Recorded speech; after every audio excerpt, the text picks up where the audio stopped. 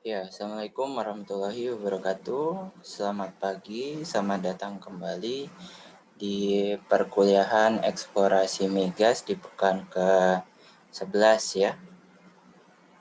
Setelah di pekan-pekan sebelumnya kita membahas mengenai elemen dan proses pada petroleum system, kemudian beberapa metode geofisika ya yang biasanya digunakan dalam eksplorasi migas.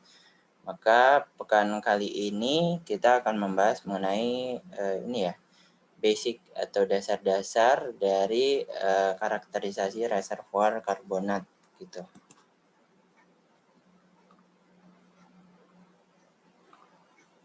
Oke, untuk subtopik yang pertama yang akan kita bahas itu adalah rock dan fluid properties ya dari karbonat reservoir. Oke. Nah, untuk pekan sebelumnya kita sudah membahas mengenai reservoir hidrokarbon ya. Nah, ini di kuliah kali ini kita akan coba selangkah lebih dalam ya untuk berbicara mengenai reservoir hidrokarbon, khususnya ini ya untuk mengkarakterisasi reservoir. Di sini saya pilih reservoir karbonat gitu ya sebagai contohnya. Setelah kita mengetahui apa itu reservoir, tentunya kita ingin mengetahui juga kualitas dari reservoir yang kita punya ya, apakah itu baik atau buruk gitu ya. Nah, inilah konsep penting dari reservoir quality ya. Kalau geologis ini ya ingin mengetahui kualitas dari reservoir, biasanya geologis akan melihat porositas dan permeabilitasnya. Kenapa? Karena dia porositas dan permeabilitas inilah yang akan merepresentasikan bagaimana sebuah batuan gitu ya, sebuah reservoir tersebut menyimpan kemudian mengalirkan fluida yang ada di dalamnya. Fluidanya bisa hidrokarbon ataupun air gitu ya. Ini sebagai overview ya, porositas itu didefinisikan sebagai pore volume ya yang dibagi dengan bulk volume-nya gitu. Sementara kalau pore volume ini adalah bulk volume dikurangin mineral volume-nya gitu ya. Misalnya geologis menggunakan ini ya dalam bentuk percentage atau persen ya untuk porositas, sementara kalau engineers ya menggunakan decimal fraction gitu. Porositas bisa diukur ya dengan beberapa cara, bisa melalui visual gitu ya, maupun laboratory methods ya. Kalau visual artinya ini mungkin less accurate ya, artinya mungkin aja di situ ada bias-bias tertentu ya. Karena kita hanya menggunakan visual gitu ya, seperti mungkin juga lebih seperti point counting dan lain-lain itu masih bersifat visual gitu. Lain halnya dengan kalau kita menggunakan laboratory methods ya yang sampai saat ini masih yang paling akurat ya dalam menentukan porositas gitu. Yang biasanya menggunakan helium porosimetri gitu ya. Yang dimana metode ini sebenarnya ingin mengamati perubahan dari gas pressure ya. Dalam hal ini karena ini menggunakan helium yang diinjeksikan ke pore space-nya seperti itu. Kemudian istilah selanjutnya itu adalah grain density ya, grain density atau densitas dari grain-nya begitu ya. Yang definisinya adalah sebuah massa yang kering dari sebuah sampel batuan ya yang dibagi dengan mineral volume-nya gitu ya. Nah, ini tadi ya porositas itu sama dengan pore volume dikurangin dengan bulk volume-nya ya. Nah, pore volume-nya ini tadi kalau menggunakan metode laboratorium ya di helium porosimetri nanti kelihatan pore volume-nya berapa, kemudian bulk volume-nya ini kalau kita menggunakan plug ya seperti core plug begitu ya. Kita akan mengukur ya, mengukur diameternya, kemudian tingginya, panjangnya, dan lain-lain untuk mengetahui bulk volume ya dari sampel kita begitu. Nanti diperolehlah porositas. Nah, untuk grain density ini sama dengan dari beratnya ya, berat dari core plug-nya tadi dibagi dengan mineral volume-nya ya, tergantung apakah batuan ini silisi klastik atau karbonat gitu ya, berbeda ya. Nah, untuk grain density ini nanti kan karena ini dikontrol oleh mineral volume-nya juga ya, berarti nanti tergantung dengan jenis mineralnya gitu ya, mineral karbonat atau mineral quartz gitu ya, yang biasanya quartz itu asosiasi dengan sandstone, karbonat seperti kalsit gitu ya mineralnya. Nah, keakuratan dari pembacaan atau kalkulasi dari porositas ya, itu bisa dievaluasi ya dengan cara sebenarnya mengkalkulasi grain density-nya. Grain density-nya seperti itu. Nah, kalau misalkan ini sebagai contoh saja kita punya core plug ya, di mana dia pure dolomite gitu ya, dolomite. Nah, ini salah satu dolomite ini salah satu karbonat ya, karbonat selain calcite gitu ya. Punya misalkan spesifik gravity-nya itu 2,7. Nah, namun melalui pengamatan dan pengukuran di laboratorium ternyata grain density-nya itu lebih kecil begitu. Nah, grain density-nya lebih kecil ini akan sebenarnya mengakibatkan pembacaan dari porositasnya ini menjadi terlalu kecil ya, terlalu kecil seperti itu. Nah, ini bisa disebabkan karena sebenarnya ada fluida-fluida ya di dalamnya yang belum di remove gitu ya, dibuang dari plug-nya begitu ketika diukur menggunakan helium porosimetri begitu ya. Jadi sebenarnya nilai porositasnya bisa lebih tinggi ya. Tapi karena ada pengaruh dari fluida yang belum dibuang ya dari plug-nya, nanti pembacaan porositasnya ini tidak merepresentasikan porositas yang ada di batuan tersebut gitu. Harusnya lebih besar gitu ya. Ini sebagai contoh saja. Jadi kegunaan pengukuran grain density untuk meng-cross check porositas yang kita punya gitu ya. Nah, ini ada sebenarnya terminologi ya untuk membedakan porositas dan pori gitu ya, pore space gitu ya, ruang pori. Soalnya mungkin ada beberapa geologis atau ini ya, yang lainnya yang kadang salah menggunakan istilah-istilah ini gitu ya.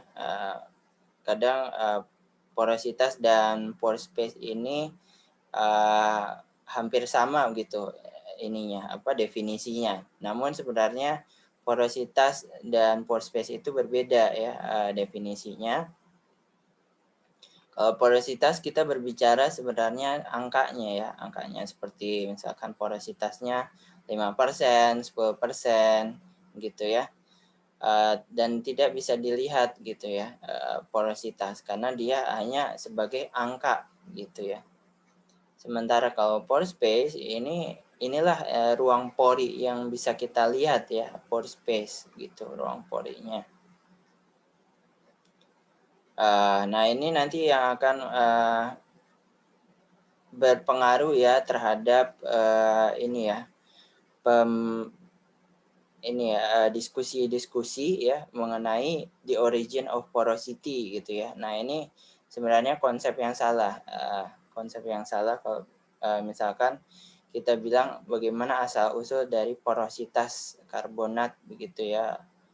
Nah, tapi sebenarnya yang dimaksud mungkin adalah asal-usul dari ini ya, perkembangan ruang porinya gitu ya. Sejarah mengenai perubahan-perubahan porositasnya ya, gitu. Karena sebenarnya pembentukan ruang pori ini bisa bisa di ini ya, bisa exist gitu, terjadi di waktu yang bersamaan dengan porositas yang semakin kecil gitu ya. Ya, kalau misalkan kita ibaratkan ya, kalau misalkan kita punya di sini ada grain gitu, karbonat grain gitu ya. Kita bicara greenstone saja begitu ya. Nah, kemudian ada dissolution gitu ya. Dissolution, dan kemudian di waktu yang bersamaan itu ada ada cementation gitu ya. Nah, artinya ada pembentukan ruang pori di situ yang bersamaan dengan porositas yang semakin kecil gitu, semakin mengecil gitu dalam waktu bersamaan. Gitu. Jadi makanya ini perlu untuk di-highlight ya, perbedaan antara porositas dengan ruang pori gitu. Nah, ini permeabilitas ya. Tadi kita bicara mengenai grain density, porosity. Nah, kemudian kita berbicara mengenai permeabilitas. Nah, permeabilitas menurut hukum Darcy ini ya equation-nya. Yang pada intinya adalah kemampuan sebuah reservoir untuk mengalirkan fluida tersebut gitu ya. Ini equation-nya dari Darcy. Untuk permeabilitas ini sendiri biasanya diplot dalam bentuk logarithmic scale ya. Karena perbedaan nilai dari permeabilitas ini cukup penting ya, cukup penting yang di low permeability daripada di high permeability gitu ya. Nah, seperti ini misalkan milidarcy ya, MD ini milidarcy, perbedaan kurang lebih 5 milidarcy ini sangat penting ya, sangat penting ketika rata-rata dari permeabilitasnya misalkan adalah 10 milidarcy begitu ya. Tapi ini tidak cukup penting ya kalau misalkan perbedaan 5 milidarcy ketika kita bicara rata-rata dari reservoir kita punya permeabilitas yang cukup tinggi ya, cukup besar sekitar 500 milidarcy. Maka dari itu permeabilitas biasanya digunakan dalam bentuk logarithmic scale gitu ya. Sementara kalau porositas dia diplot di linear ya, atau bisa juga menggunakan logarithmic scale gitu. Nah, ini sebagai contohnya di gambar di kanan ini. Nah, ini kita punya interparticle porosity ya, porositas dalam bentuk fraction gitu. Kemudian ada permeabilitas ya dalam bentuk MD ya, milidarcy begitu. Nah, kalau kita lihat scale-nya, permeabilitas ini dia menggunakan logarithmic scale ya, logarithmic scale. Kemudian untuk porositasnya dia juga menggunakan logarithmic scale ya kalau kita lihat di sini. Nah, kalau porositas dia bisa logarithmic scale atau linear scale. Nah, ini setelah kita bahas mengenai permeabilitas, kemudian ini capillary pressure ya, atau tekanan kapiler ya. Untuk sebuah hidrokarbon untuk terakumulasi dalam sebuah reservoir, maka hidrokarbon itu harus ketika dia masuk ke dalam reservoir ini, dia karena oil itu ada non-wetting phase ya, maka dia harus memiliki tekanan yang cukup ya untuk bisa masuk ke dalam pori-pori pore throats-nya gitu ya. Nah, untuk dia tekanannya itu harus lebih besar dari surface tension antara air dan oil yang ada di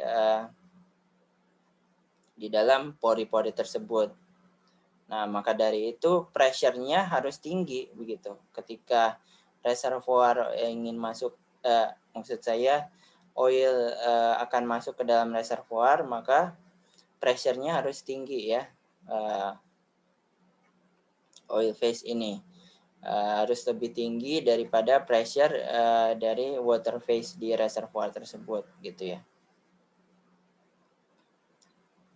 Nah, ketika pressure di oil ini agak lebih tinggi daripada water phase-nya, maka oil ini atau hydrocarbon ini akan masuk ya ke dalam pori-pori yang besar gitu, yang pori-pori yang besar terlebih dahulu gitu ya. Ketika pressure-nya ini mulai naik ya, maka oil ini yang akan masuk ke pori-pori yang lebih kecil. Nah, ini sudah dibahas mungkin di pekan-pekan sebelumnya ya, di perkuliahan mengenai reservoir hidrokarbon gitu ya. Intinya adalah ketika oil masuk ke dalam reservoir, dia akan mengisi terlebih dahulu pori-pori yang lebih besar ya. Kemudian ketika dia pressure-nya ketika dia akan masuk ke dalam pori-pori yang lebih kecil, dia akan meningkatkan pressure-nya gitu ya, tekanannya untuk masuk ke dalam pori-pori yang lebih kecil begitu. Nah, ini ilustrasinya ya. Ini ada pressure dan depth-nya ini. Ya, ini zero capillary pressure, di mana di sini adalah biasanya free water level gitu ya, free water level. Nah, ini ada tinggi dari reservoirnya, di atas ini adalah reservoir seal-nya.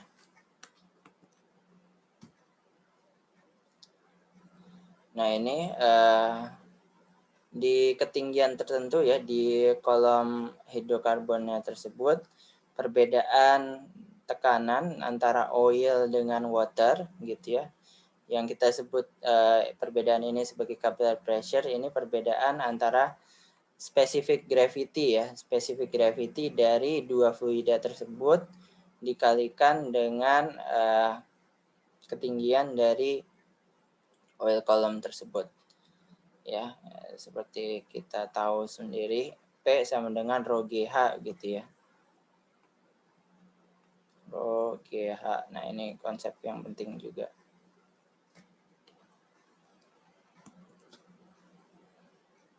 Nah, ini selanjutnya kalau kita berbicara pressure ya, pressure yang ada di reservoir, apakah pressure ini berhubungan dengan pressure yang ada di permukaan gitu ya. Nah, kalau misalkan di open system, ini tekanan dari fluidanya itu sama dengan depth-nya ya, kedalaman dikalikan fluid density-nya. Nah, ini yang dinamakan dengan hydrostatic pressure. Nah, ini persamaannya seperti ini ya. Nah, ini kalau di sini berarti ini ya. Ini garis hydrostatic pressure-nya ya untuk open system. Kalau overburden pressure dia sama dengan ini ya, berat dari overlaying sedimennya gitu dengan gradien 1 psi per feet gitu. Nah, ini ada istilah-istilah mengenai under pressure dan over pressure ya. Nah, setiap nilai-nilai dari tekanan ini yang dimana dia mengalami deviasi ya, deviasi dari nilai dari open system hydrostatic pressure ini bisa disebut dengan overpressure atau under pressure ya gitu. Nah, kalau untuk overpressure ya, kalau sebuah reservoir itu overpressure gitu ya, ini bisa disebabkan dari pertama kemungkinan dari kompaksi gitu ya, kompaksi yang begitu cepat ya. Jadi penimbunan sedimen yang begitu cepat atau misalkan dari tectonic compression ya. Tectonic compression dia bisa menghasilkan overpressure di situ. Kemudian hydrocarbon generation dan migration, kemudian ini ya ekspulsi air ya dari perkembangan semen kuarsa gitu ya. Nah, kalau misalkan untuk under pressure ya, under pressure ini dalam reservoir biasanya berasosiasi dengan erosional unloading gitu ya, yang akan menghasilkan ini ya penambahan pore volume ya, penambahan pore volume di sedimen atau reservoir kita.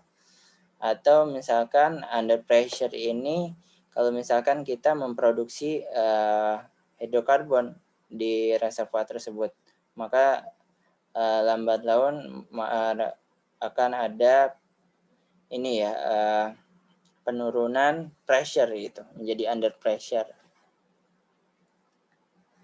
Nah, tapi kalau untuk under pressure ini uncommon ya, tidak umum. Kalau over pressure ini ya biasanya yang cukup umum ya ditemukan gitu. Nah, ini mengenai ini ya MICP ya, MICP analysis ya. MICP analysis ini adalah mercury injection capillary pressure analysis gitu ya. Jadi pada prinsipnya kalau misalkan kita punya core sample gitu ya, core sample, nah kemudian kita ingin melihat ukuran dari pore throat-nya. Ukuran dari pore throat-nya kita biasanya mengukur ini ya, mengukur menggunakan capillary pressure analysis ini dengan menginjeksi merkuri ke dalamnya gitu. Nah, kalau merkuri ini dia diibaratkan atau analog sebagai non-wetting phase-nya ya. Dalam hal ini oil atau gas gitu ya. Yang coba untuk dimasukkan ke dalam sampel tersebut yang terisi nitrogen ya. Nitrogen di sini dia wetting phase ya, di mana merepresentasikan air begitu ya. Jadi merkuri ini nanti diinjeksi ke dalam pressure ya, merkuri ini diinjeksi ke dalam core-nya tersebut, begitu nanti diukur setiap kenaikan tekanannya begitu ya, setiap kenaikan tekanannya dibandingkan dengan saturasi dari ini ya merkurinya begitu, saturasi dari merkurinya. Nanti bisa ini ya hasilnya ini dalam bentuk grafik seperti ini gitu. Nah, ini adalah drainage curve ya. Drainage curve di mana dia bisa memodelkan ya masuknya hidrokarbon ke dalam reservoir ya. Karena tadi merkuri ini diibaratkan sebagai non-wetting phase-nya, yaitu oil atau gasnya ya yang masuk ke dalam reservoir gitu. Nah, sementara nitrogen ini yang ada di dalam tadi, di dalam core-nya tersebut, dia sebagai wetting phase-nya. Nah, karena tadi ya dimasukkan, diinjeksikan merkuri, otomatis nanti dia nitrogennya keluar ya, karena nitrogen tadi kan ada di dalam pori-pori dari core tersebut ya. ketika dia bertambah saturasi dari merkurinya, maka berkurang juga ininya ya, saturasi dari nitrogen gitu ya. Ini bisa diibaratkan ketika reservoir masuk, maksud saya minyak masuk ke dalam reservoir, nah air ini akan keluar dari reservoir tersebut ya, keluar dari reservoir tersebut. Nah, jadi berkurang saturasi airnya begitu ya. Nah, yang pertama itu ketika kita menginjeksi merkuri ya ke dalam core plug kita, maka nanti dihitung ininya, pressure-nya ya dalam bentuk PSI biasanya. Nah ini dihitung. Nah, titik di mana dia sudah mulai masuk ya, masuk ke dalam pori, pressure-nya berapa gitu. Pressure-nya berapa nih mulai masuknya gitu ya. Nah, nanti ketika dia sudah masuk, ini yang dinamakan dengan entry pressure ya. Jadi tekanan ketika dia si merkurinya ini masuk ke dalam reservoir tersebut gitu. Core plug-nya ya dalam hal ini. Nah, ini entry pressure, dinamakan dengan entry pressure. Nah, merkuri ini akan ini ya masuk ke dalam largest pore-nya dulu gitu, pori-pori yang terbesar, pore throat-nya gitu. Nah, setelah itu nanti lambat laun di slide selanjutnya ya, karena ini ya merkuri ini kan, nah ini kan mercury saturation bertambah ke arah kiri ya, kalau kita lihat ya. Jadi kalau kita injeksi merkuri gitu ya dari awal gitu ya, kemudian dia sudah mulai masuk dari pressure ini gitu ya, di titik ini mulai masuk, maka pada titik tertentu seperti di sini ya, titik tertentu di sini, dia walaupun ditambah pressure-nya, maka merkuri ini tidak bisa masuk lebih banyak lagi gitu. Jadi to the infinity seperti ini begini gitu. Nah, inilah titik ini cukup penting ya. Nah, cukup penting. Nah, titik ini nantilah yang dinamakan titik di atas transition zone ya. Kemudian titik antara entry pressure dengan titik ini ya, di intersection point ini disebut dengan transition zone gitu. Nah, kalau di transition zone ini hidrokarbon dan oil ini cukup mobile ya di sini, cukup mobile. Nah, sementara yang di bagian sini dia titik di mana sebenarnya titik free water levelnya begitu ya. Gitu.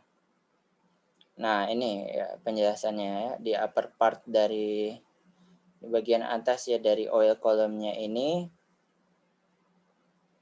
Nanti sebenarnya ketika tadi ya, ketika minyaknya masuk atau merkuri dalam eksperimen ini begitu ya, masuk ke dalam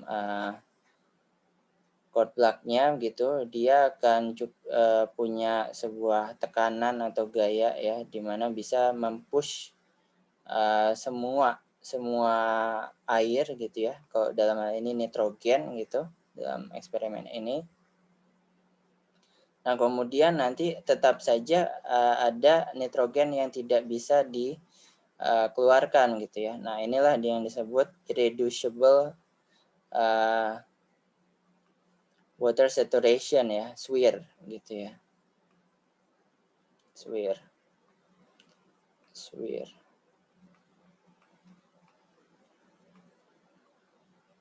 Sementara di lower part ya, dari kolom ini yang disebut dengan transition zone gitu ya.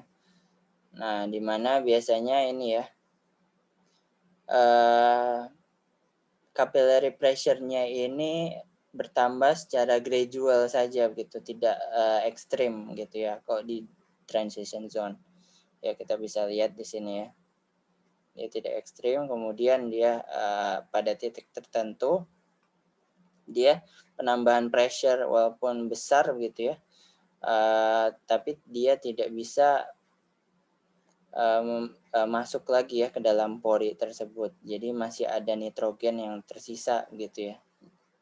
Nah, jadi dia tidak bisa masuk 100% gitu ya. Mercury saturation-nya ini. Nah, inilah konsep yang sebenarnya penting ya untuk SWIR ini, karena nanti kalau kita berbicara reservoir,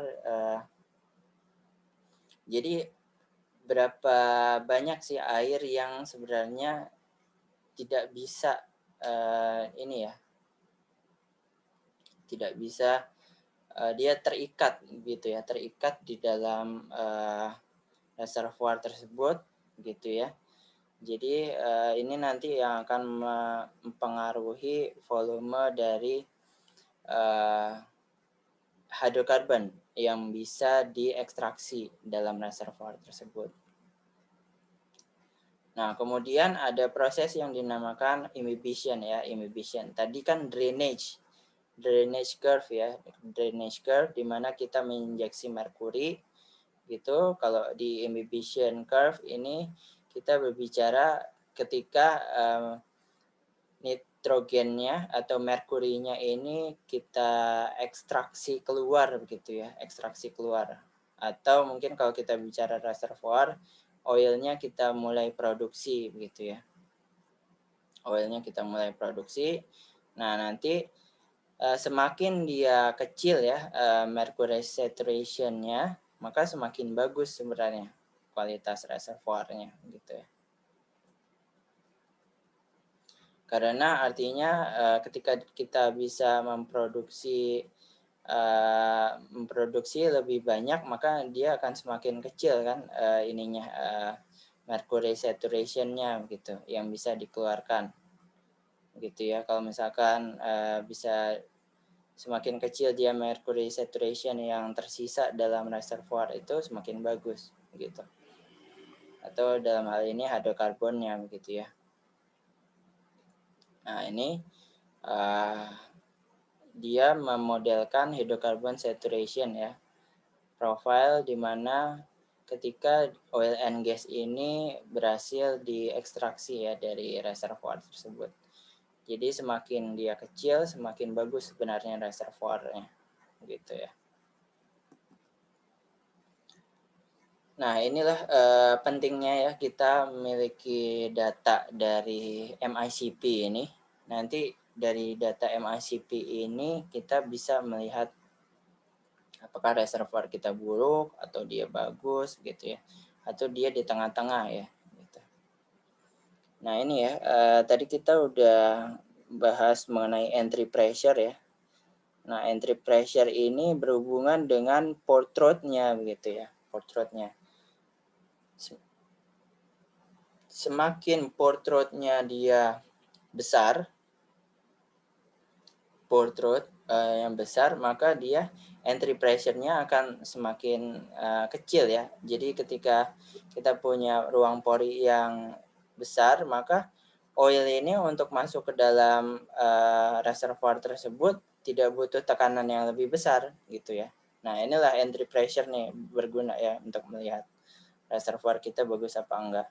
Kalau misalkan entry pressure ya, entry pressure-nya cukup tinggi begitu ya, semakin tinggi dia entry pressure-nya, maka semakin buruk sebenarnya reservoirnya. Karena artinya dia butuh tekanan lebih besar ya, merkurinya masuk ke dalam reservoir tersebut. Nah, artinya dia kemungkinan memiliki pore system yang lebih kecil ya, lebih kecil daripada reservoir yang di reservoir pertama ini gitu. Nah, nanti kelihatan dari MICP ini. Nah, makanya ini berguna sekali ketika kita melihat ya karakter dari reservoir kita. Nah, ini entry pressure atau bisa juga disebut sebenarnya displacement pressure gitu ya. Nah, ini capillary pressure-nya gitu. Ini mercury injection ya, mercury injection. Ini skala lab tadi ya, skala lab. Nah, tapi kalau misalkan kita bicara di reservoir, kita bicara water saturation gitu ya, atau hydrocarbon saturation ya, baik itu oil atau gasnya gitu.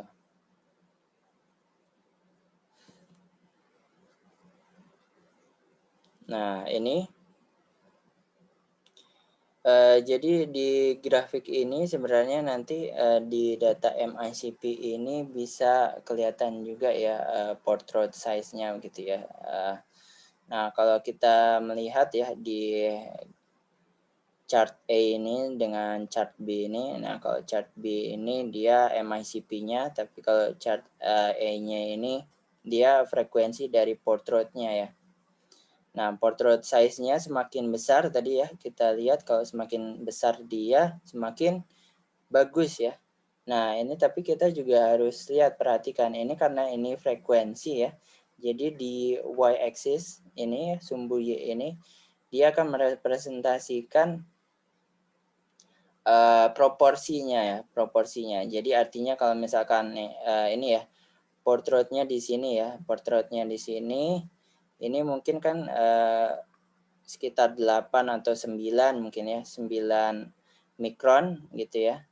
Nah, kemudian dia akan terlihat di sini ya, kalau kita lihat pore volume-nya ini sekitar 15% gitu ya, pore volume-nya. Jadi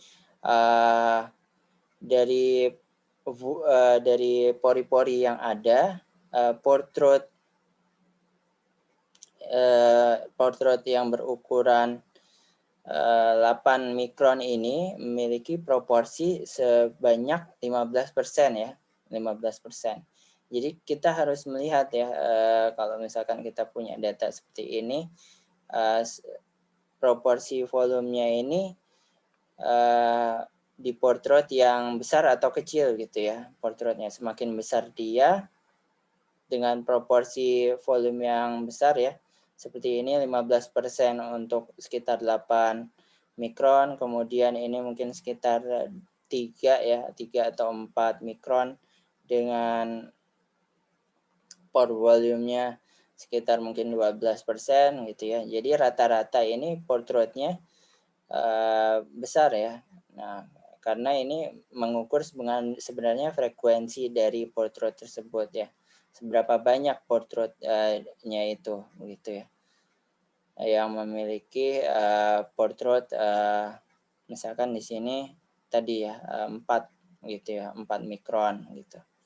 Nah, ini kalau kita lihat di gambar A ini kan port road-nya ini lumayan besar ya. Jadi 1 mikron hingga 10 mikron ya. Proporsinya sekitar 12 sampai 15% juga ya. Berarti ini sekitar 30% ya kalau misalkan ini ya kita gabungkan ya dua port road utama ini gitu. Ini juga kita bisa lihat di MICP curve-nya ini entry levelnya juga ini ya cukup rendah gitu ya. Cukup rendah artinya dia mengkonfirm bahwa memang dengan port road-nya yang besar ini MICP-nya juga terlihat gitu. Punya entry pressure yang lumayan ini rendah begitu ya. Berarti sebenarnya ini reservoir yang cukup bagus gitu ya. Good reservoir quality. Oke, nah selanjutnya kita akan membahas mengenai reservoir characterization ya, karakterisasi reservoir, di mana sebenarnya main purpose ya, goal utamanya dari reservoir characterization ini sebenarnya ingin memprediksi ya kualitas reservoir di skala eksplorasi tersebut ya.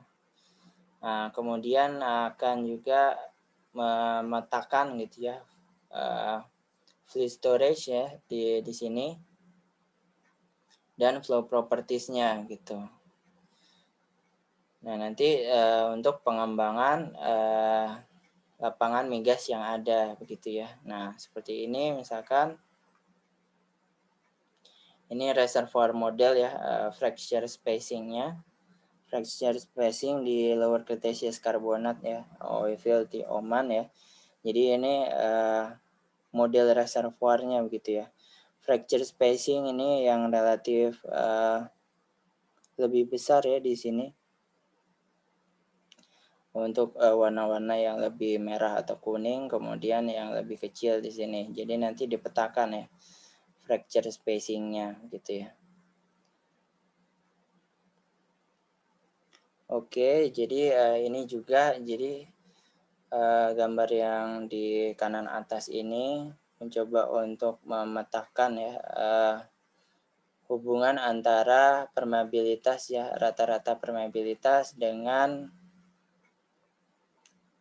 ininya umur dari batuannya ya, dalam hal ini sandstone gitu. Oke. Nah, untuk kita bicara karakterisasi reservoir ya, kita bicara mengenai dua aspek penting ya. Kita berbicara mengenai geologi dan juga mengenai petrofisik gitu ya. Nah, ini perbedaannya. Kalau kita bicara geologi, kita bicara lingkungan pengendapan, petrologinya, diagenesis, fracture system gitu ya, sequence stratigraphy, kemudian fluid context gitu ya. Kemudian kalau misalkan petrophysics ya biasanya porosity permeability gitu ya, RC ya, untuk saturation gitu. Water saturation, waterability, capillary pressure tadi ya. Terus relative permeability. Nah, ini harus digabungkan ya, istilahnya digabungkan mengenai geologi dan aspek petrofisiknya gitu. Untuk sebenarnya menggambarkan reservoir kita menjadi lebih baik lagi gitu ya. Jadi tidak hanya kita bicara lingkungan pengendapannya ya, tapi kita juga harus berbicara misalkan sandstone ini porositasnya berapa gitu ya. Nah, itu ada aspek-aspek dari petrofisiknya yang harus diperhatikan gitu.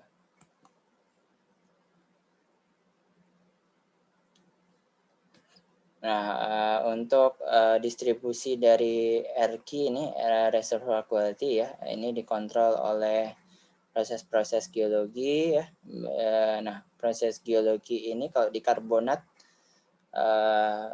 kalian mungkin sudah melihat ya dari paper-paper yang ada sebagai tugas kalian, itu karbonat ini dikontrol oleh depositionalnya dan juga diagenesisnya ya.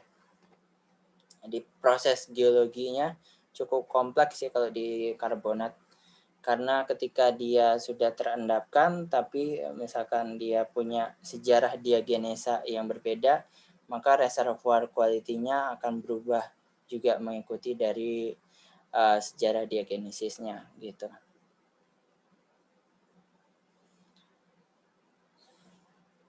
Oke.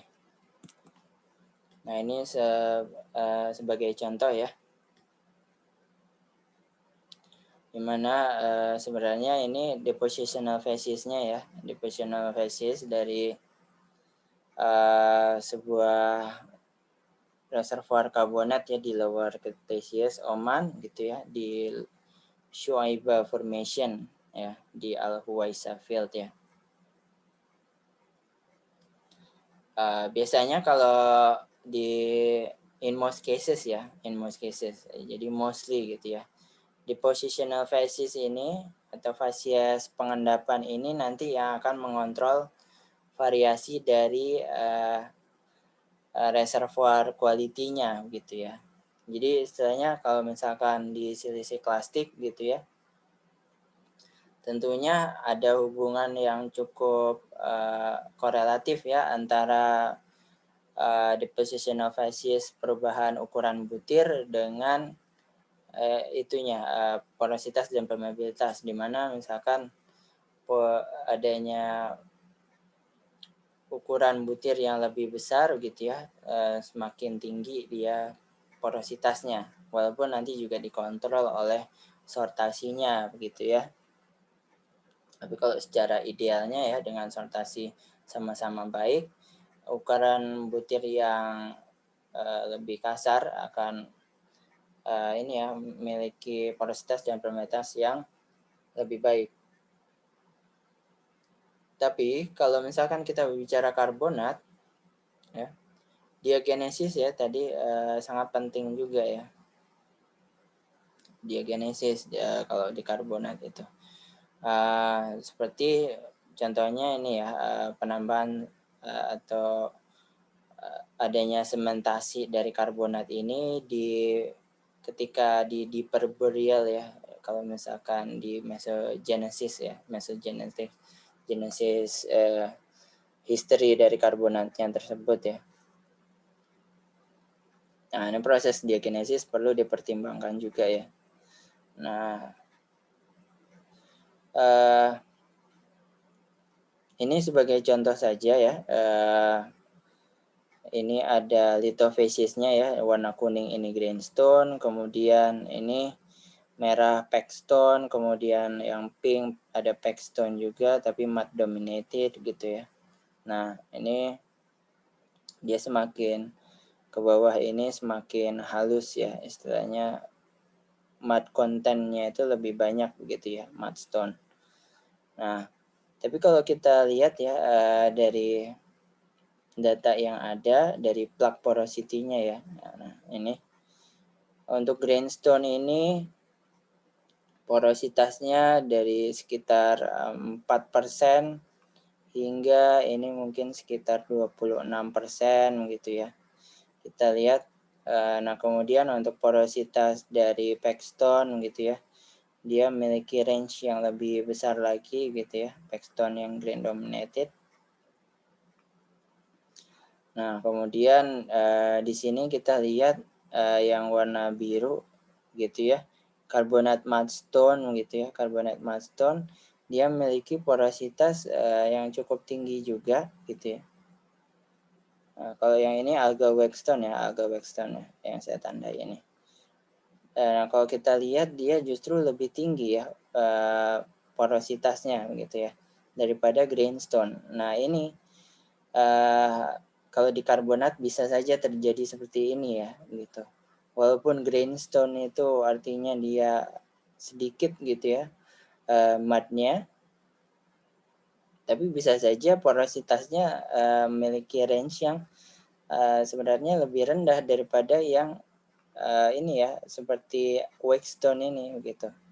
Nah, ini bisa terjadi gitu di karbonat gitu ya, karena ada tadi proses diagenesis ya. Greenstone-nya mungkin ini sementasinya gitu ya, sementasinya lebih banyak daripada misalkan di waxstone-nya tersebut. Mungkin di waxstone-nya ini dia sebenarnya porositasnya dari micrite-nya ya, microporosity dari matrix-nya begitu ya. Nah, kita bisa lihat nih dari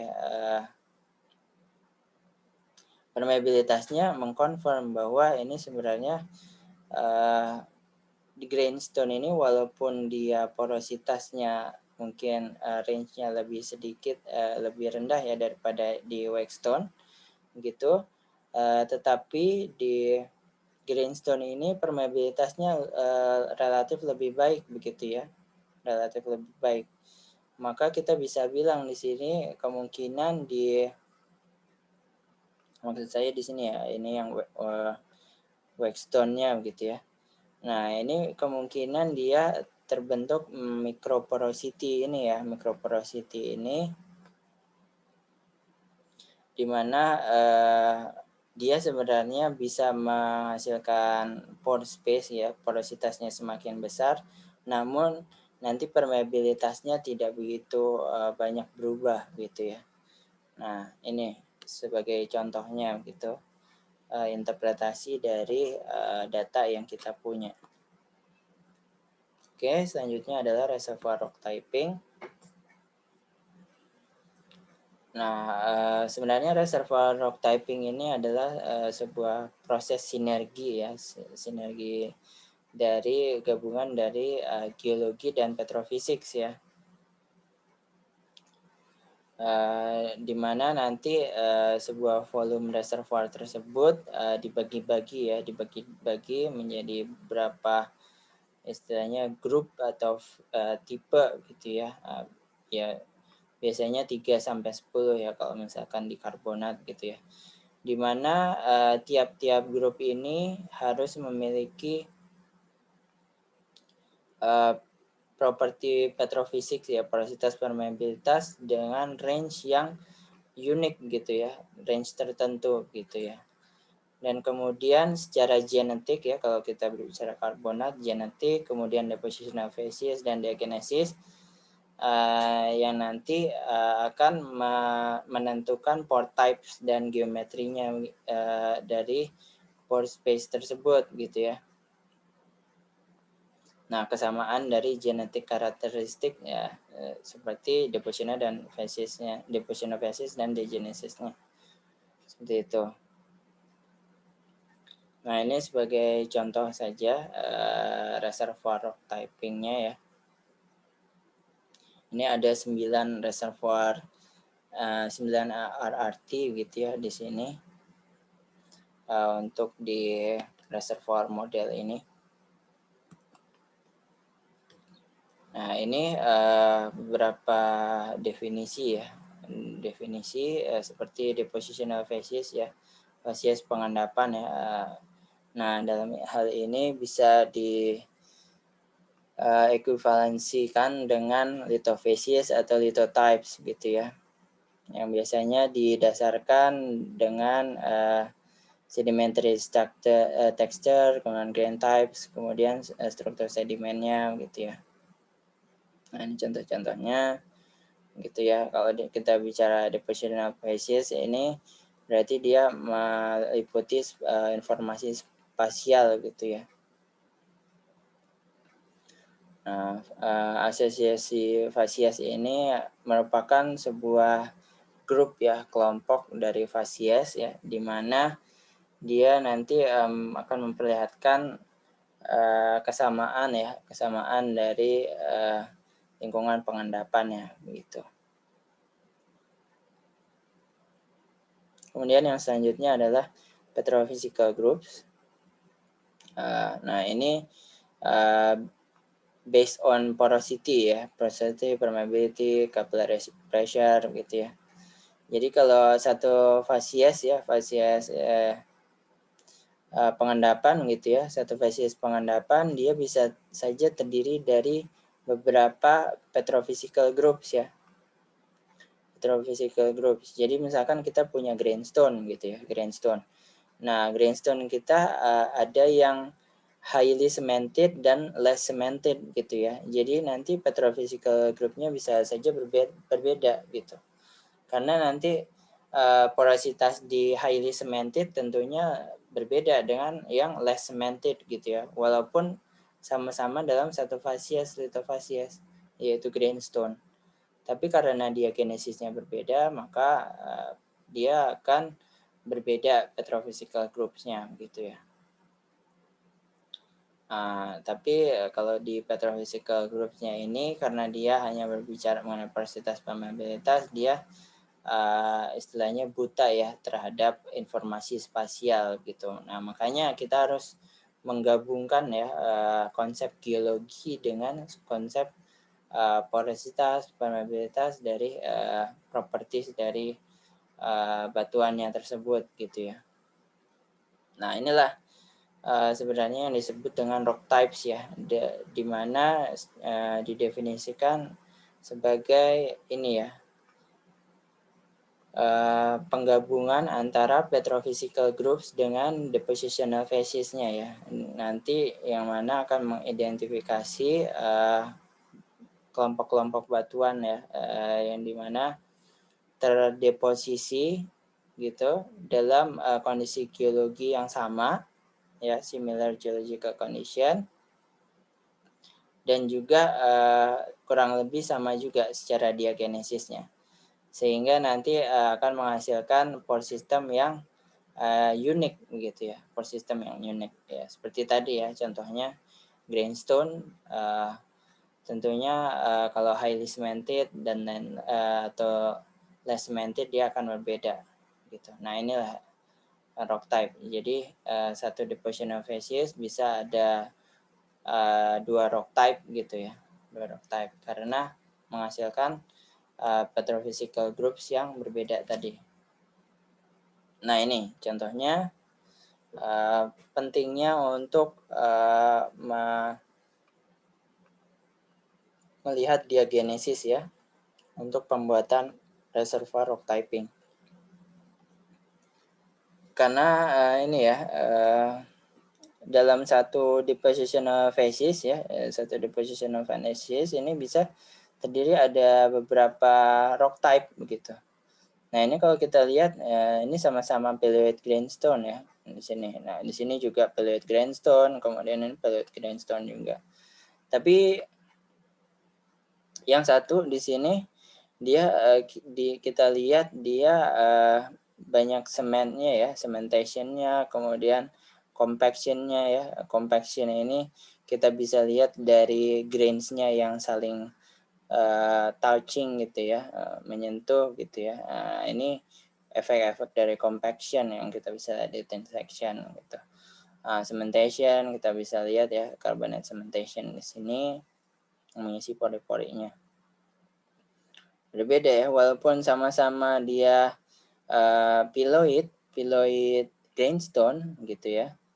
Tapi yang di bawah ini dissolutionnya lebih banyak gitu ya, sehingga porositasnya kan lebih besar gitu. Dan permeabilitasnya juga ini ya mengikuti gitu ya. Kita lihat ya. Ini 2 milidarcy gitu ya di yang ini yang lebih cemented dan micrite-nya banyak begitu ya. Dan ini yang terdisolusi gitu ya, ada yang pelarutan-pelarutan yang menghasilkan uang pori. Nah, ini makanya ini jadi untuk grindstone ini bisa dibedakan menjadi 2 rock type begitu ya, 2 rock type ya. Ini sebagai contoh saja gitu, RRT1 ini RRT2 gitu. Nah, ini general methodology-nya ya. Kita punya petrophysical properties-nya seperti porositas, kemudian permeabilitas, capillary pressure, water saturation ya. Nah, karena reservoir quality ini kan porositas, permeabilitas ini kan dikontrol sebenarnya dari tipe porositasnya ya. Tipe porositas. Sementara tipe porositas itu tadi kita lihat bergantung dari facies deposisinya ya, kayak grindstone biasanya ini ya dia karena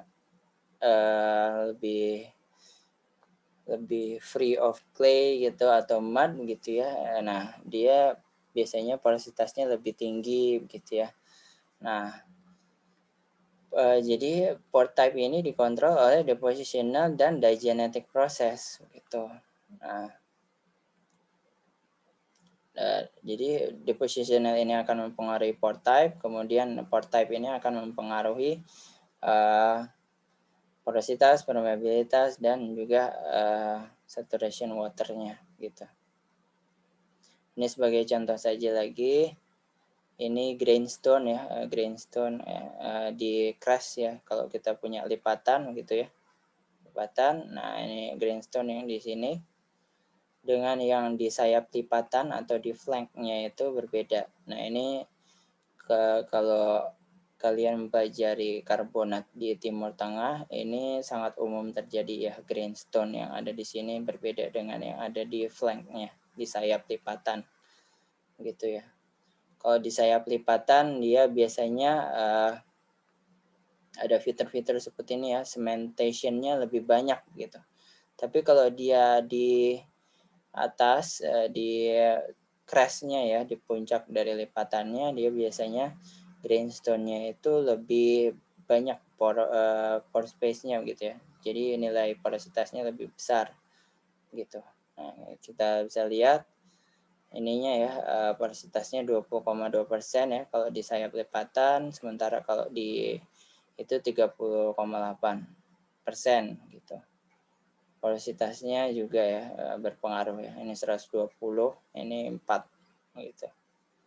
Nah, ini nanti dikontrol oleh diagenesis ya, diagenesis nanti ada pengaruh dari sterilization gitu ya. Mungkin ada kelompok yang kemarin sudah melihat mengenai ini di papernya begitu ya, pengaruh dari sterilisasi ya, sterilisasi terhadap sementasi karbonat ya di bagian-bagian biasanya di sayap lipatannya gitu. Nah, ini contoh dari reservoir rock typing ya. Tadi kita punya depositional phases ya, seperti pegstone gitu, kemudian rudstone gitu ya. Misalkan contohnya atau grainstone. Terus kemudian ini adalah floodstone atau rudstone gitu ya, dibagi-bagi menjadi beberapa depositional phases ya dalam reservoir kita misalkan seperti itu. Kemudian kita mungkin ada punya dolomite gitu ya. Nah, ini nanti ada kodifikasi gitu ya. Nah, kita juga harus mencantumkan reservoir quality-nya gitu, reservoir quality-nya. Apakah dia highly cemented atau moderately cemented atau low cemented. Nah, gitu. Jadi nanti misalkan di sini pegstone dia ada yang highly cemented ya berarti. Nah, ini. Tapi ada juga pegstone dengan yang low cemented begitu ya. Low cementation gitu. Nah, ini berbeda. Makanya ini ada beberapa rock type ya di sini ya. Rock type yang berbeda. Kita menggabungkan depositional components dengan diagenetic components-nya gitu. Oke. Nah, ini selanjutnya. Nah, ini penjelasan yang tadi ya. Ini RRT 37, ini RRT 27, ini RRT 17. Gitu. Nah, kalau kita lihat, nah kalau di sini kodifikasinya ini, kalau 3 berarti dia highly cemented ya. Jadi kalau misalkan ada diawali dengan 3, dia highly cemented. Gitu. Mau depositional komponennya grainstone atau apa, dia highly cemented. Tapi kalau misalkan yang ini ya, misalkan ini 34 gitu ya, 34 artinya dia highly cemented gitu, highly cemented. Kemudian 4 ini biasanya kode dari depositional komponennya ya. 4 berarti ini kalau kita lihat pegstone ini 4 ya. Nah, ini kodifikasinya 4 gitu. Kalau ini alga dominated floodstone 5 gitu. Jadi misalkan alga dominated dengan moderate berarti kan 25 gitu ya. Dengan moderate cement. Nah, kita lihat. Nah, ini kalau kita lihat ini contoh dari grainstone-nya ya, grainstone transaction. 3 tadi ya, yang pertama merepresentasikan diagenesanya, kemudian yang ini adalah yang kedua ini merepresentasikan depositional phases-nya ya. Ini 7 ini grainstone gitu. Nah, artinya ini yang low cement ini ya, yang ini ya low cemented-nya. Nah, untuk 3 ini berarti ya, nah ini ya, kita lihat 37 gitu ya, reservoir quality ya. Ini high, moderate, dan low gitu ya. Kita lihat perbedaannya ya, RRT 37 sampai dengan RRT 17 ya. Kalau di sini dia highly cemented gitu ya. Nah, ini mungkin adanya perbedaan kodifikasi ya. Kodifikasi di sini tidak saling berhubungan, tapi kita bisa lihat bahwa sama-sama grainstone, tapi karena dia diagenesisnya berbeda akan jadi 3 rock type gitu. Nah, ini contoh selanjutnya dari ini ya, kalau kita lihat dari depositional phasesnya dihubungkan dengan capillary pressure gitu ya. Nah, tadi seperti yang kita sudah pelajari, cara melihat data capillary pressure ya. Nah, kalau misalkan entry pressure-nya ini sedikit ya, kecil, artinya ini yang reservoirnya bagus gitu ya. Tapi kalau dia entry pressure-nya udah lumayan tinggi begitu ya, artinya dia kemungkinan poor reservoir quality gitu. Ya, kalau kita lihat. Oke, nah ini salah satu contohnya ya, impact dari diagenesis ya, impact dari diagenesis. Jadi yang tadinya di sini dia tidak ada dolomitisasi ya contohnya, tapi karena ada dia dolomitisasi, dia kurvanya itu punya entry pressure yang sedikit, artinya dia punya porositas dan permeabilitas yang lebih besar gitu ya dari efek dari dolomitisasi. Ini efek selanjutnya dari cementation. Karena dia ada cementation di sini, entry pressure-nya lebih tinggi ya. Nah, kemudian menjadi istilahnya lebih buruk ya kualitas reservoirnya dari efek cementation ini sendiri. Nah, ini salah satunya konsepnya ya, menggabungkan depositional phases association dengan diagenetic phases modelnya begitu ya. Nah, nanti akan muncul petrophysical group di situ ya, menggabungkan tadi aspek-aspek depositional dan diagenetiknya. Kemudian ini reservoir flow unit ya. Sebenarnya flow unit ini akan adalah sebuah ini ya, stratigraphic continuous reservoir subdivision ya, subdivisi dari reservoir ya yang menerus secara stratigrafi ya, yang dicirikan dengan pore type yang sama gitu. Kalau untuk RRT ini tadi rock type itu dia tidak perlu sebenarnya mempunyai kontinuitas dari spasialnya gitu ya, tapi kalau di flow unit ini dia perlu gitu ya. Nah, ini ada beberapa istilah, storage capacity dan flow capacity ya. Nah, kalau storage capacity ya, karena dia storage ya, penyimpanan, dia porositas dikalikan dengan thickness-nya. Kalau dia flow capacity, dia permeabilitas dikalikan dengan ketebalannya dari reservoirnya gitu. Nah, biasanya direpresentasikan dengan Lorentz plot gitu ya. Nah, ini salah satu contohnya ya, kalau misalkan kita punya grafik ini, nah ini salah satu contohnya, ini prosedurnya ya, bisa dibaca. Tapi ketika kita memiliki Lorentz plot di sini, kita bisa melihat sebenarnya ini ya, flow unit yang ada di reservoir kita gitu. Kalau misalkan kita lihat di x-axis ini kita punya kapasitas persen storage gitu ya, kapasitas persen storage-nya. Kemudian yang di sini permeabilitasnya ya, persen flow capacity-nya gitu ya. Kalau kita bisa lihat ya, di sini dia di titik-titik ini dia merepresentasikan sebenarnya inflection point ya, inflection point begitu. Nah, kalau misalkan di sini ya, di titik 2 ini artinya dia sebuah reservoir tersebut ya, sebuah reservoir tersebut dalam hal ini misalkan dia oolitic grindstone ya.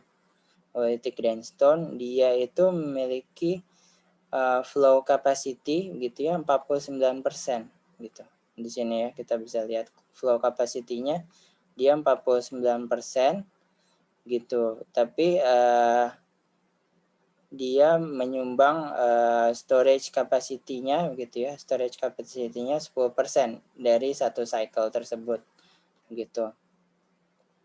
Jadi ini speed zone yang pertama ya, kalau misalkan kita produksi hidrokarbon di reservoir tersebut, maka 49% dari mengalirnya hidrokarbon kita ya, permeabilitasnya ini dari si fasies yang kedua ini, oolitic grindstone ini begitu ya. Nah, ini ada beberapa fasies-fasies lain begitu ya, yang 4, 6, 8, 7, 9 dan ini 3 gitu ya. Nah, kalau misalkan di sini ya kita lihat ya, dia sekitar ini sebenarnya harus dikurangi ya, dikurangi dengan yang di sini gitu ya. Nah, ini secondary speed zone-nya gitu ya. Secondary speed zone-nya, kemudian ini ada mudstone ya. Mudstone dia hanya flow capacity-nya 16% dan juga storage capacity-nya 55% ya. Jadi artinya dia oil-nya itu ada 50%, 55% di situ ya. Oilnya 55% di bevel atau mudstone tersebut, tapi dia menyumbang hanya 16% dari kapasitas permeabilitasnya begitu ya. Nah, ini makanya flow unit ini penting ya. Nah, ini memang istilah yang dipakai kalau kita berbicara reservoir dynamic ya, reservoir dynamic. Ini sebagai wawasan saja untuk reservoir dynamics, biasanya petrofissis atau reservoir engineer gitu ya. Nah, ini berkutat dengan Lorentz plot ini gitu. Oke, selanjutnya ini yang terakhir ya, hubungan antara rock fabric gitu dengan petrophysical classes gitu ya di carbonate reservoir. Nah, kita pertama harus mengetahui dulu ya, kalau kita bicara carbonate pore type, kita harus mengetahui pore type classification gitu ya. Nah, ini klasifikasi yang ada gitu ya. Misalkan yang sudah kalian tahu mungkin yang umum di karbonat itu adalah Choquette and Pray ya, 1970 gitu ya. Ini kalau Choquette and Pray di kelas sedimentologi mungkin atau di kelas-kelas lain kalian dapat materi ini, dia menitik beratkan terhadap proses diagenesis ya, dari genetiknya. Tapi kalau misalkan kita bicara pore type di petrophysics ya, biasanya yang lebih praktikal itu kita menggunakan Lucia ya, Lucia carbonate pore type dari Lucia, di mana membaginya menjadi yang pertama interpartikel, kemudian seluruh yang bukan interpartikel itu dinamakan VAX atau VACI. Begitu ya. Interpartikel berarti carbonate pore type-nya itu adalah ini ya, pore type-nya itu diantara grains-nya gitu ya. Kalau misalkan ada di skeletal atau di non skeletal gitu ya. Jadi antar grains-nya tersebut. Nah, kalau interpartikel dia ini ya berbeda ya dengan intergranular ya. Jadi kalau di interpartikel ini dia lebih umum ya. Jadi karena dia partikel, dia bisa sebagai grains maupun mineral gitu ya. Nah, inilah. Jadi ini yang dipakai oleh Lucia ya untuk menggambarkan minerals, intergrains atau interkristallin gitu ya. Nah, ini sebenarnya sama dengan kalau misalkan diklasifikasi yang umum digunakan ya. Namun untuk Lucia dia tidak membedakan ya antara intergrain atau intercrystal, dia menyamakan menjadi interpartikel gitu. Nah, kemudian ini bagi pore space di mana dibagi menjadi dua gitu, ada separate dan touching box ya. Kalau separate box itu dia pori-porinya itu terkoneksi melalui interparticle pore saja. Yang ini ya. Nah, separate box ini antar pore sistemnya gitu, antar pori dari separate box ini hanya dikoneksikan melalui interparticle. Sementara kalau touching box ini dia ada direct contact ya, antar box-nya tersebut. Nah, kita nanti lihat contoh-contohnya. Nah, ini yang interparticle ya, interparticle atau non-Buggy reservoir. Jadi reservoir yang memiliki porositas interpartikel gitu ya. Nah, ini dibagi menjadi yang tadi ya, ada limestone dan dolomite begitu ya. Nah, untuk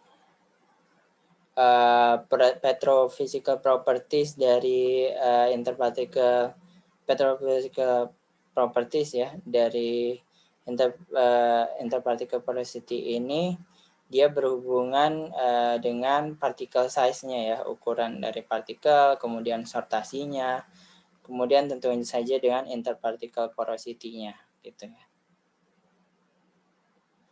Nah, tadi ya particle size-nya ya, grain size ini. Nah, kalau di Lucia ini Lucia lebih prefer membagi packstone menjadi dua gitu ya. Packstone ya, kalau misalkan ini kan di karbonat biasanya kita pakai Dunham atau Embry Covan gitu ya. Nah, ini kita Dunham.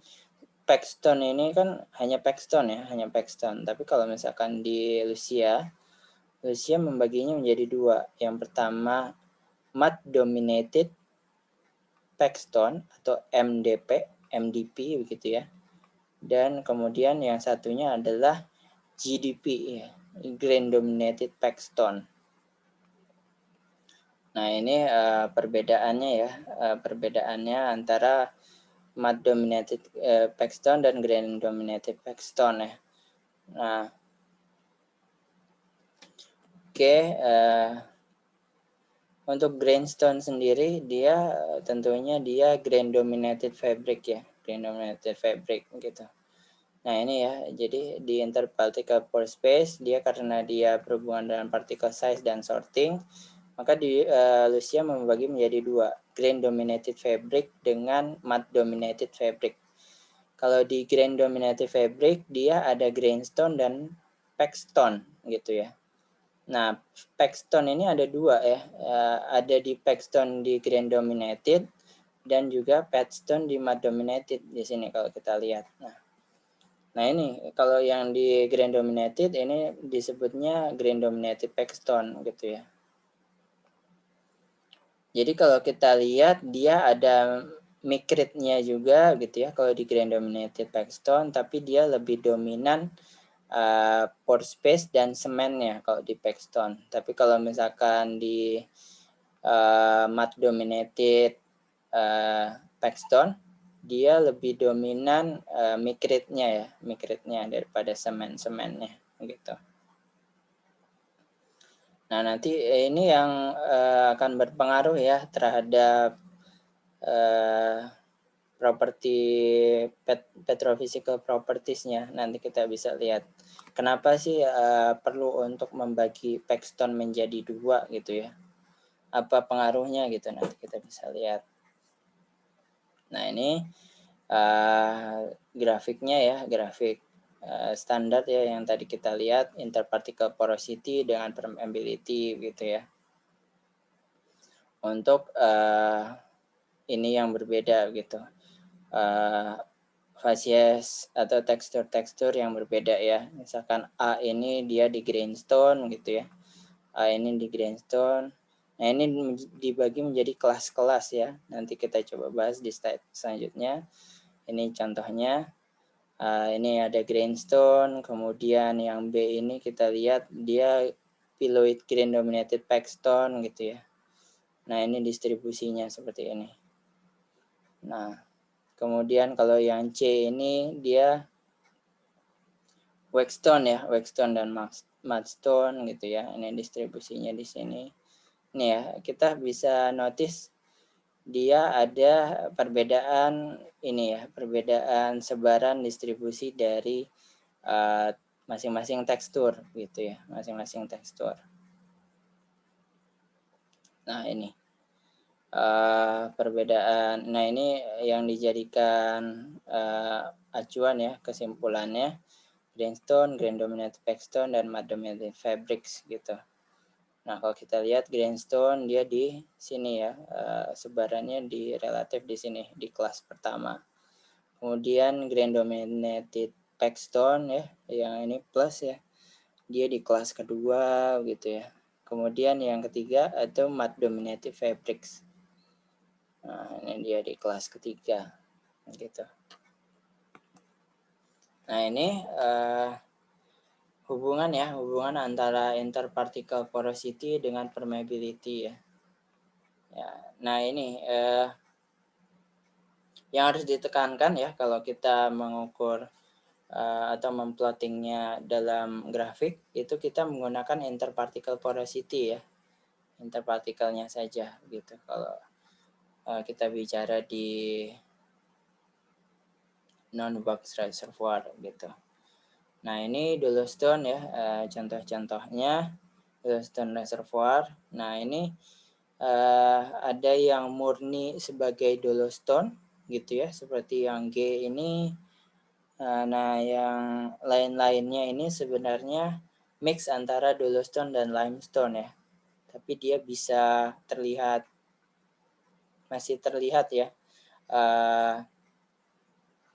limestone atau batu gamping yang precursor limestone-nya begitu ya, batu gamping sebelum dia terdolomitisasinya gitu.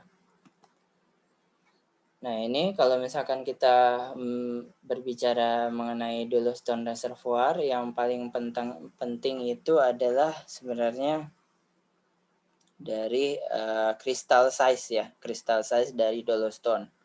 Kalau tadi kita limestone kita bicara mengenai lebih ke arah ini ya, teksturnya ya, grainstone, packstone gitu. Tapi kalau di dolostone, faktor dari crystal size ini yang akan mempengaruhi hubungan antara porositas dan permeabilitasnya.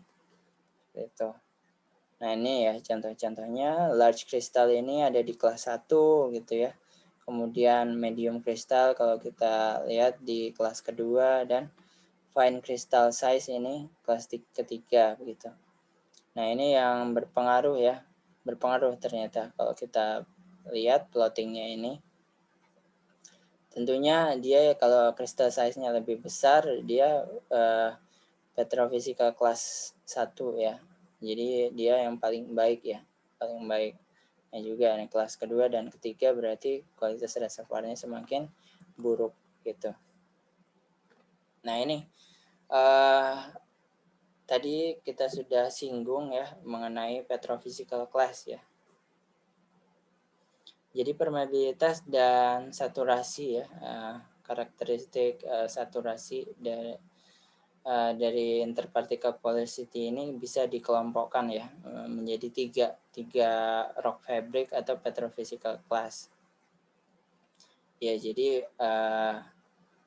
ada istilah rock fabric number RFN gitu ya, atau petrophysical class gitu ya. Ini sinonimus, bisa digunakan saling bergantian itu ya. Petrophysical class pertama tadi kita lihat ya, itu didominasi oleh grainstone, dolo grainstone. Kemudian kalau kita bicara dolostone ya, yang murni dia yang kristalnya lebih besar ya.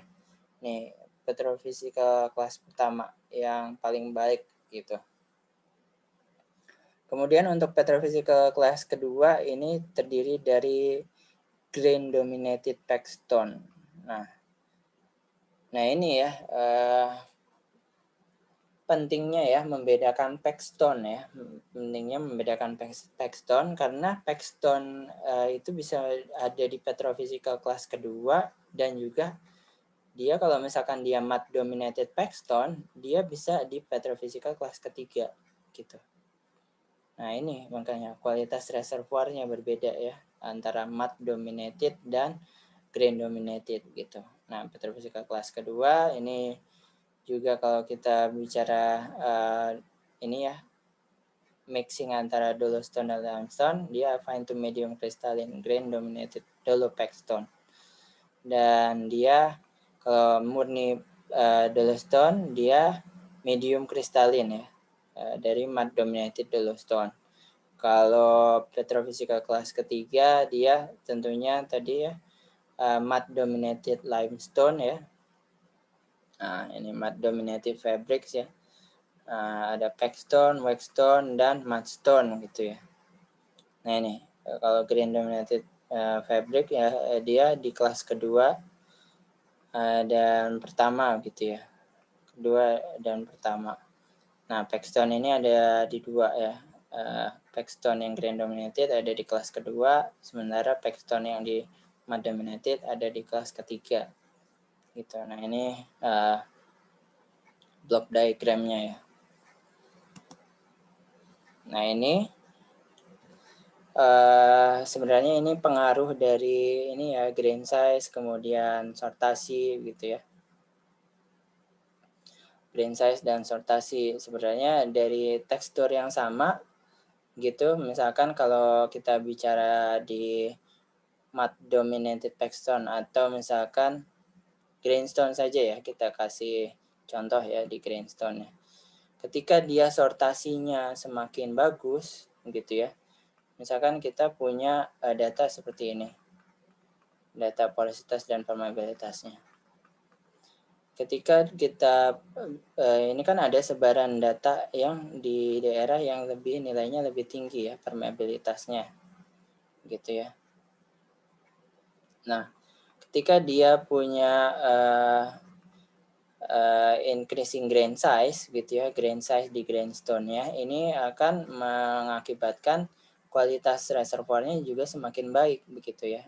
Nanti dia akan bergerak ke arah ini nilainya gitu. Nah, ini untuk grainstone ya, increasing grain size dia akan mengakibatkan nilai permeabilitasnya semakin baik begitu. Tapi kalau di kelas kedua ya, di kelas petrophysical kelas kedua di mana ini grain dominated paxton, sortasi dan juga grain size-nya yang berpengaruh ya. Jadi penambahan grain size dan juga sortasi ini yang akan mengakibatkan kenaikan permeabilitas. Tapi kalau di kelas ketiga ini yang berpengaruh itu adalah grain content-nya ya. Tentu saja ya kalau misalkan grain content-nya lebih banyak ya, karena ini mud dominated tentunya nanti penambahan grain content akan mengakibatkan penambahan kualitas reservoir dari situ. Nah ini untuk di limestone gitu. Kalau ini di dolostone ya. Kalau di dolostone ini kelas pertama, kelas kedua dan kelas ketiga ya. Dari ininya apa kristal size-nya gitu ya kita tadi sudah bahas ya. Nah kalau yang di kelas kedua ini penambahan dari grain size-nya ya dan sortasinya bisa mengakibatkan penambahan dan permeabilitasnya gitu, kualitasnya semakin baik begitu.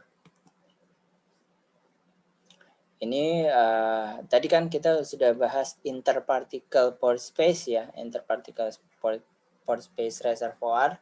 Tapi kalau kita bicara reservoir yang didominasi oleh vague pore space gitu ya, vague pore space itu berbeda gitu modelnya gitu ya. Nah, vague pore space ini dibagi menjadi dua ya, separate vague pore space, pores gitu ya, dan touching vague pores. Nah, ini secara relatif genetik ya kalau kita berbicara moldic pores, intrafosil gitu ya. Nah ini ya contoh-contohnya shelter pores gitu. Nah, ini ada intragrain ya. Ya, ini beda ya, intragrain dan intergrain berbeda. Intra itu artinya dia di dalam grainnya itu ada porosity gitu ya. Porositasnya ada di dalam grainsnya tersebut. Misalkan dia fosil atau dia sebagai non fosil ya, kayak ooids atau phylloids gitu. Nah, ini contoh dari touching box ya. Jadi antar box ini akan terkoneksi begitu ya. Nah, kalau misalkan separate box, dia box yang ini satu ini misalkan, ini akan terkoneksi hanya melalui matriksnya saja ya, intergrain. Nah, di sini. Nah, di sinilah akan terkoneksi antar box-nya ini dari koneksi intergrain-nya. Lainnya halnya kalau misalkan di touching box pores, dia saling terkoneksi ya antar box-nya secara langsung direct gitu. Misalkan di fractures ini ya, kita bisa lihat fractures ini terhubung dengan ini gitu ya. Nah, ini secara general saja gitu ya. Jadi ada koneksi-koneksi ya, koneksi antar box-nya tersebut. Nah, salah satu contohnya separate box reservoir gitu ya. Kalau kita bisa lihat ini contoh dari molding pores ya. Kita bisa lihat di sini. Nah, ini porositasnya relatif tidak terkoneksi satu sama lain gitu. Nah, di sini. Oke. Nah, dia hanya terhubung dari ini ya, mungkin di sini lebih ke arah interkristalin atau intergranular di sini ya. Mungkin kalau kita zoom in gitu. Nah, ini mungkin salah satu contoh dari intrafosil gitu ya, intrafosil. Nah, ini juga, nah ini contoh dari separate box reservoir yang didominasi oleh box ya. Beda dengan yang tadi interpartikel. Nah, ini yang pertama ya, separate box ya, separate box di mana konsep utamanya ini kalau misalkan kita punya separate box seperti moldik tadi ya, moldik ini dia akan menambah porositas total gitu ya. Nah, kalau kita bisa lihat tadi di sini. Nah, kalau kita ada moldic porosity memang porositasnya akan bertambah gitu. Tapi karena tadi tidak terkoneksi gitu ya antar pore space-nya gitu ya, maka dia tidak akan menghasilkan atau menambah secara signifikan permeabilitasnya gitu ya. Karena kalau kita bicara permeabilitas, kita bicara mengenai connection atau koneksi, interkoneksi antar pore space-nya gitu. Nah, kalau separate box ini sangat lumayan buruk ininya. Koneksi antar pore space-nya begitu ya. Oke, nah ini sebagai contohnya ya. Nah, ini yang menarik ini kalau misalkan di kelas di yang A ini ya, ini ada separate box dengan porositas sekitar 20% ya. Nah, tapi kalau di sini dia separate box dengan porositas 8%. Nah, ini agak anomali ya di sini. Kalau kita bisa lihat, nah ini, ini porositas total ya, ini porositas total. Nah, kalau kita lihat di sini misalkan ini 20% ya, 20% total porositasnya. Tapi separate box porosity-nya sekitar 8% gitu ya.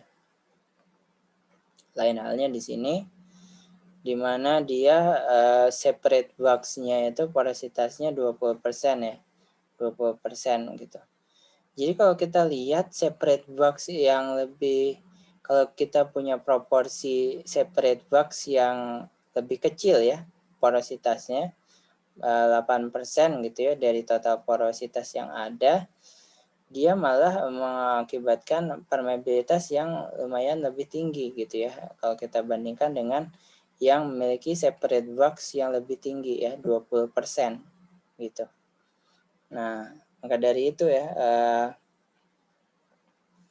kalau misalkan separate wax ini dia bisa istilahnya membuat permeabilitasnya jadi semakin buruk begitu ya, semakin banyak separate wax-nya gitu ya di dalam reservoir kita, dia lebih cenderung akan menghasilkan permeabilitas yang lebih rendah seperti itu.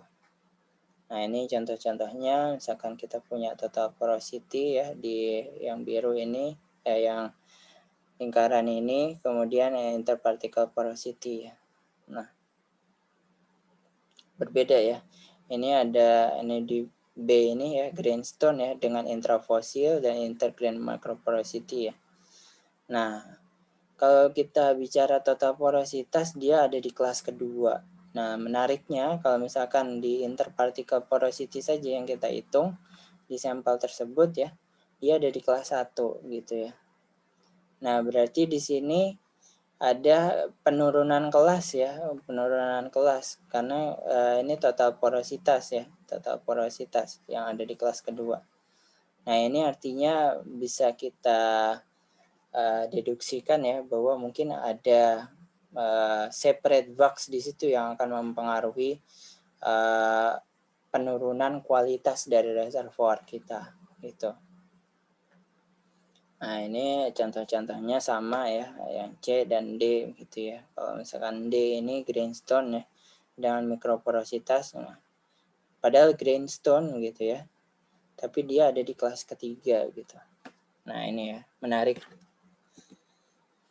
Nah, ini touching bag reservoir. Nah, ini contoh-contohnya ya, kalau kita bisa lihat ya, contohnya touching bark yang tadi ya kayak cavernous gitu, terus fracture gitu ya, atau misalkan fenestral gitu ya. Nah, ini ya, jadi kita bisa melihat ya kalau di Vaux reservoir ukurannya porositasnya itu megapores gitu ya, megapores. Bahkan mungkin kalau di karst system itu membentuk gua gitu. Nah, untuk touching box ini dia biasanya ini ya sangat sulit sekali ya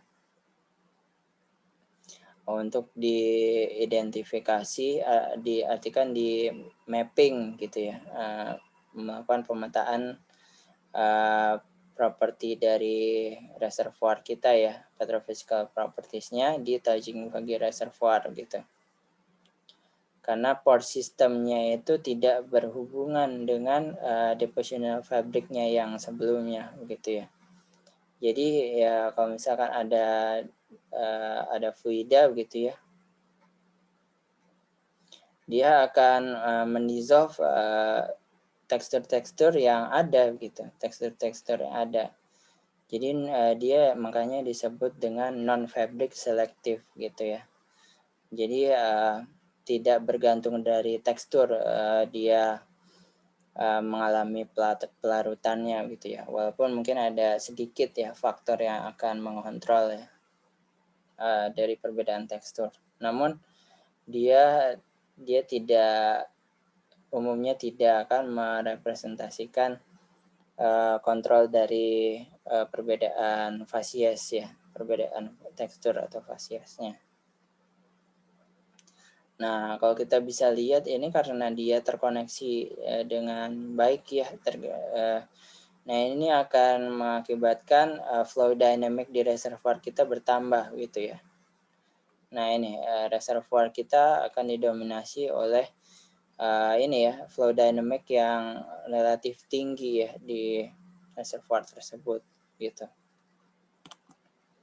Nah ini contoh-contohnya ya, misalkan pengaruh fracture ya, microfracture ya. Jadi ini ada di studi di mana membandingkan microfracture mud dominated pegstone dengan waxstone mudstone gitu ya.